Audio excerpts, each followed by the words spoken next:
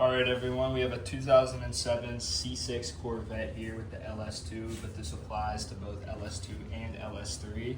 We have a condition where there's no start, but the car cranks, and it has to do with this fuel pump relay right here. Some people find success by replacing this relay, but in this case, it has to do with the connection. So you're gonna take your box here and you're gonna start loosening up these 4 7mm bolts along here.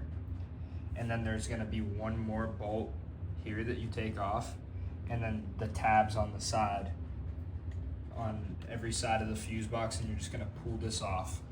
And once you pull this off and these are attached to it, you kind of just wiggle these free until you get to this point. And if you look at this section right here, we have a pin down here that is pushed inwards a little bit, and then you can tell that this is brown right here because the connection gets way too hot right there. So what we're gonna do is we're gonna take this backing off, push this pin up from underneath a little bit, and then spray a little bit of electric parts cleaner in there, contact cleaner, and throw it back together, and we'll see if that fixes the issue. So we just got in here with a small flathead, pried that up. So this green retainer is gonna be in here. You're just gonna take a flathead on this side and kind of pry it out. Once that's out, you're gonna come in here with the screwdriver. You're gonna put it in the middle of these gray tabs right here.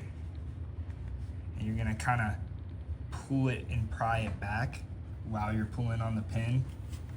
And there's the pin. So this pin is actually bent downwards. So we're gonna go in there and bend it back, and it'll be making a little bit better contact. All right, so we're back here with everything all buttoned up. Basically what you're gonna do is you're gonna take that pin I showed you in the previous video. Once you take that green piece out, you're gonna wiggle the pin out from the connection, and you'll see that the inside of it is actually bent inwards. And what you can do is you can take a small pick, or we used a little hook for fishing, and just jam it in there and bend that pin back. And then this is the product we used, contact cleaner. What this is gonna do, you're just gonna spray this on the female ends of the connection and a little bit on the pin, and let that dry thoroughly. And then you're gonna put everything back together. You're gonna get the top piece where all the fuses sit and set them on top of all the modules underneath, and make sure they're all lined up properly. And you're just gonna one by one screw these in, tighten these up, and do it a little bit at a time so it applies even pressure across it.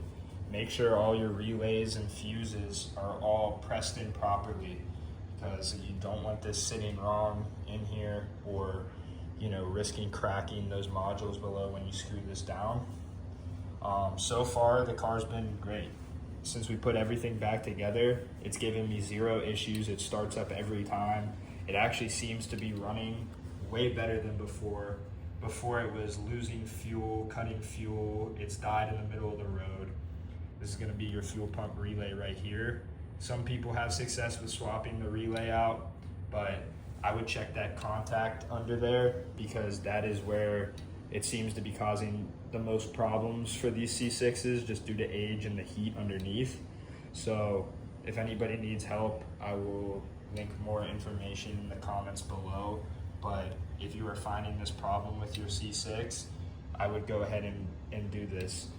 There's a way to test it. There's a fuel rail along the top of the valve cover.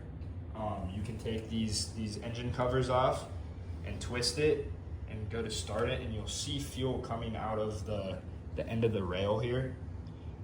It should be fuel at the end of it. If it does not have any fuel coming out of the rail, then you know you have a fueling problem, and save yourself some money. The dealer will put a new fuel pump in.